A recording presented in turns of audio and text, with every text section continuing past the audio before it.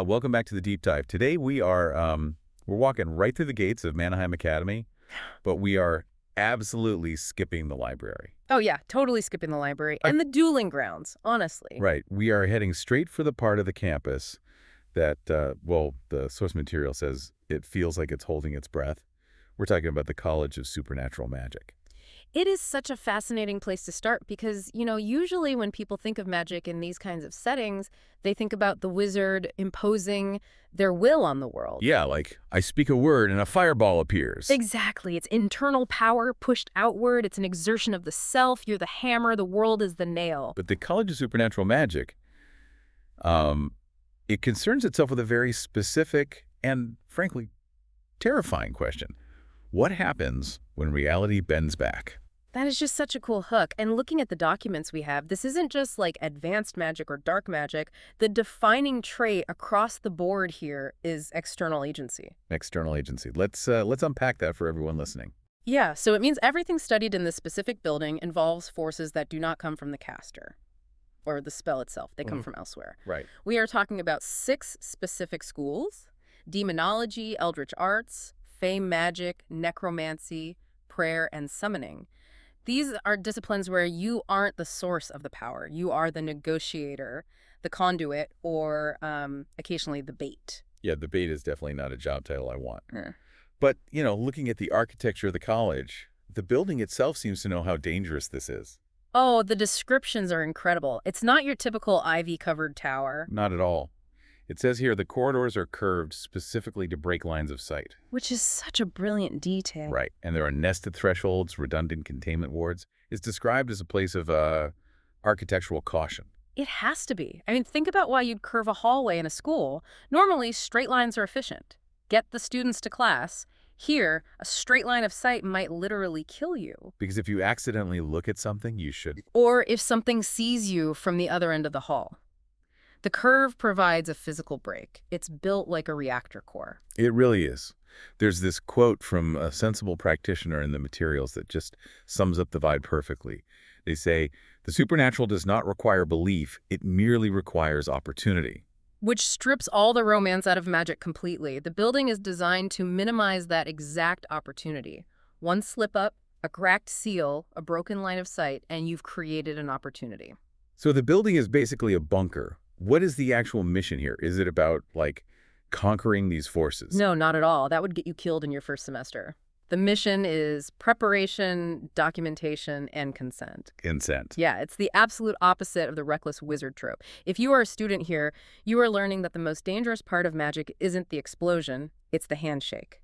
Okay, let's talk about that handshake. Because looking at our outline, the first 2 schools we need to dive into, demonology and fey magic, they really function like the universe's most extreme legal departments. That is the perfect way to frame it.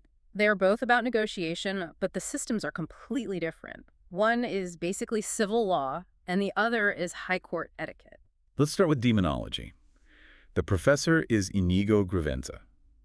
And he doesn't sound like the typical cultist in a dark robe. No, Gravenza is described as austere, very legalistic. He treats demons not as enemies to be slain, but as contractual systems with unfortunate personalities. Unfortunate personality, which is a very polite way of saying they want to eat your soul. Well, yes, but to Gravenza, that desire to eat your soul is just a clause in the contract that you failed to negotiate properly. Wow. And his classroom reflects this. It's a circular stone chamber, very cold iron braziers. But the detail that stood out to me was the chains on the floor. Yeah, I saw that in the source text. My first thought was immediately torture chamber. And that's the assumption he wants you to make, but it's totally wrong. They aren't for punishment, they are for ritual anchoring. Right. The philosophy isn't about corruption, it's about accountability at scale. The chains keep you physically tethered in the real world while your mind is out there negotiating. The sources mentioned he teaches that demons aren't actually chaotic, they're precise. Precisely. Yeah. The greatest risk in demonology isn't a demon breaking out because it's overwhelmingly strong. It's a demon breaking out because you used catastrophic wording. Catastrophic wording, like a typo in a URL, but, fatal. There is a specific anecdote about Gravenza that illustrates this perfectly. He once made an agreement that was technically correct. The syntax was perfect, the binding was tight, but it still caused massive harm. How does that happen if the contract is perfect? Because of empathy. He assumed the entity would understand the intent of safety, but the entity just followed the letter of the law. Oh, man. Yeah, it wasn't an error in the spell. It was an error in assuming the demon cared about the outcome. Gravenza teaches that if it is not written, it is not protected. That sounds exhausting. You'd have to live your entire life just reading the fine print. That is exactly who Gravenza is. Now, contrast that legal nightmare with Fey magic. We have Professor Bryn Kerwin. She sounds a lot more approachable on paper. The text says she has a practical pixie haircut and the presence of someone who has negotiated with forces that don't apologize. She might look approachable, but her domain is just as dangerous, maybe even more so. Because if demonology is contract law, Fey magic is high-stakes diplomatic etiquette. Her classroom sounds beautiful, though. Stone room, flowering vines, glowing mushrooms. There's a silver archway portal right there in the room. It does sound beautiful, but then the text specifically notes that the sun feels warmer than it should. Which gives me the creeps immediately. Yeah. It implies it's artificial. You should be suspicious. Her whole philosophy is that etiquette is defense. Unlike the rigid written laws of demonology, Fey magic is about navigating ambiguity. Right. Social logic. The sources mention the danger of gift exchange as a core concept. It's the biggest trap. In our world, if I buy you a coffee, it's just a nice gesture. In Fey magic, a gift is never free. It creates a debt, an imbalance. So if a Fae hands you a flower, and you take it, You now owe them. And because the terms weren't written down, the Fae gets to decide what that debt looks like. Maybe it's your firstborn. Maybe it's your ability to see the color blue. You just don't know. so how do you even survive that? Just never take anything from anyone. Professor Kerwin focuses on recalibration. She teaches that a polite refusal is a vital survival skill. You have to know how to say no without causing offense, because offense is fatal. Her maxim is pretty chilling. Fair does not mean kind. Exactly. A demon will screw you over because you missed a comma. A fae will ruin your life just because it makes for a better story, or because you forgot to say thank you in the right tone. Pick your poison. Death by typo or death by rudeness. Pretty much. All right, so we've got the lawyers covered. Let's move down the hall to what our outline calls the structural engineers.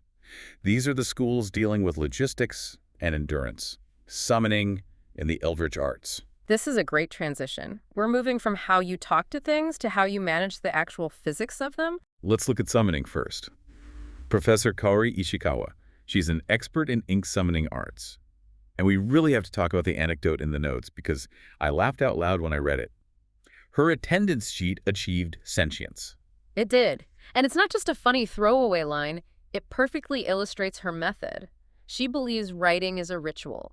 Ink density, brush pressure, intent, it all matters. She uses a fox spirit familiar as a stabilizer, by the way. Right. But yeah, she was taking attendance, and she was so focused, so precise in her technique, that she accidentally imbued the paper with life. So the paper just woke up. It woke up, and here's where the lesson comes in. She didn't burn it or panic. She had to politely dismiss the attendance sheet. Class is dismissed, and so are you, paper. Essentially, yes. It speaks to her philosophy of planar logistics. Summoning isn't just calling something. It's about bringing something here temporarily. It's strict containment and invitation. Her classroom has these silver inlaid circles and a celestial armillary device overhead. It feels very technical compared to the vines or the chains we just talked about. It's very technical.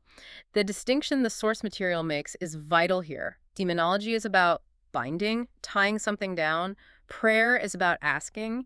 But summoning is strictly import and export. So the danger isn't the arrival. No, anyone can ring a doorbell. Any amateur can open a door. The danger and the absolute focus of her class is the perfect dismissal. Her maxim is, if you do not know how it will leave, do not let it arrive. Which is just good life advice in general. Like, don't invite that one chaotic cousin over for the holidays if you don't know how to get them to leave. Honestly, yeah. Mm. But in this case, if the cousin stays, they might eat the fabric of reality. Slightly higher stakes, yes. Just a bit. Now, on the other side of this structural coin, we have the eldritch arts. Professor Early Shreffels' daughter.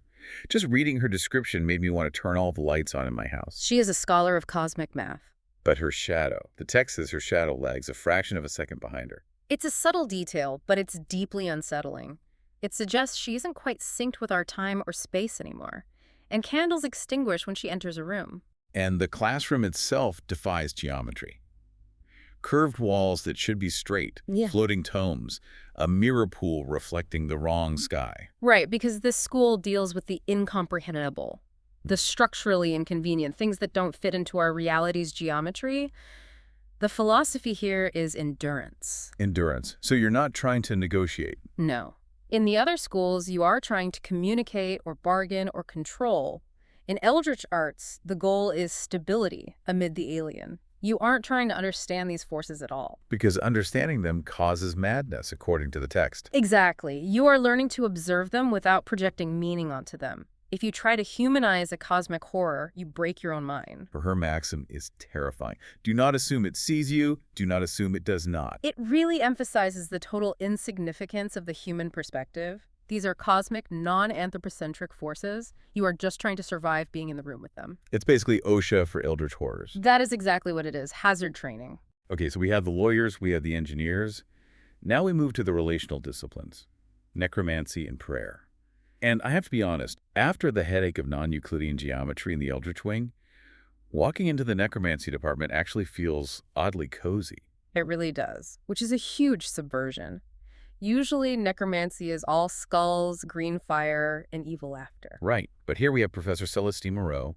She completely rejects the term necromancy without qualifiers. She does. She views the dead as neighbors who have moved slightly out of phase. It's a very gentle approach. Her classroom isn't the dungeon either. It's a quiet crypt, solemn but not edgy. Smells of incense, with memorial plaques instead of skulls on spikes. It feels respectful. Her philosophy is continuation without violation. It's about consent, memory, and stewardship. She teaches that you aren't there to dominate the dead or raise an army. You're there for stabilization. I really like that distinction. It's not about raising armies. And her maxim is so simple and profound. If something wishes to rest, your role is not to argue. It brings up the ethical weight of the college. Just because you have the power to wake something up doesn't mean you should. She acts almost like a steward or a therapist for the afterlife. Which leads us perfectly into prayer. Professor Aurelian Chantrell. He's described as a mobile sanctuary. He smells of beeswax candles and just brings a sense of calm wherever he goes. But don't let the calm fool you. His teaching is incredibly rigorous. His classroom is a vaulted sanctuary with stained glass and a central altar. The text notes it's not religious in a specific real-world sense, but focused on divine resonance. Yes, he teaches that magic is alignment, not exertion. This stood out to me because usually magic is about doing, it's active. Prayer seems to be about being. That's it, exactly. In summoning or demonology, you are exerting will or logic. You are forcing the universe to align with you. In prayer, you are aligning your internal state with a divine resonance. Power through alignment. And there's this fascinating twist here that I think is the most profound point in the whole outline. This is the only discipline where refusal is not failure. Yes. Because think about it. If you ask a demon to do something and it eats your face, you failed. You messed up the contract. Or if you summon a spirit and it doesn't show up, your ritual was wrong. Correct. But in prayer, if you petition for a miracle and the answer is no, that isn't a failure of the magic. That is simply an answer you didn't want. That changes the entire power dynamic. You aren't in charge. You never were. And the specific risk he warns about is moral inflation, thinking you control the power you channel. Chandral's maxim hits this home perfectly. If you would be angry at being denied, you were not petitioning, you were demanding. It connects back to the theme of the whole college, knowing your place in the hierarchy of power, and knowing that you are rarely, if ever, at the top of that hierarchy. Speaking of the top of the hierarchy, we have to talk about the dean, Lazarus Furr. Ah, yes. The enigma at the top. This guy. The outline puts his likability at tier 5, well-liked, but it notes a noticeable aura of reverence that sometimes shades into unease. He is fascinating. He's described as having celestial beauty, but he's scarred. And not just cool battle scars. The text specifically mentions non-Euclidean scarring on his collarbone and back. It says they might be wings or they might be restraints. That ambiguity is so deliberate. Is he a fallen angel? A redeemed demon? We don't know. But the way the world reacts to him tells you everything. Demons are unfailingly polite to him. And supernatural disturbances just quiet down because he walks into the room. His core trait is restraint. He isn't terrifying because he's throwing lightning bolts around. He's terrifying because you get the distinct impression that he could end the world, but he is choosing not to. He serves as the ultimate example of the college's philosophy. Power exists, but it must be negotiated, not unleashed. He is the living embodiment of just waiting politely. It's interesting that the Academy is grateful for his presence, but As the source points out, they are careful not to ask what would happen if you were no longer willing to be so restrained. It adds such a layer of tension to the whole place. The person keeping the peace is potentially the most dangerous thing in the building. It's like living in a house with a very polite tiger.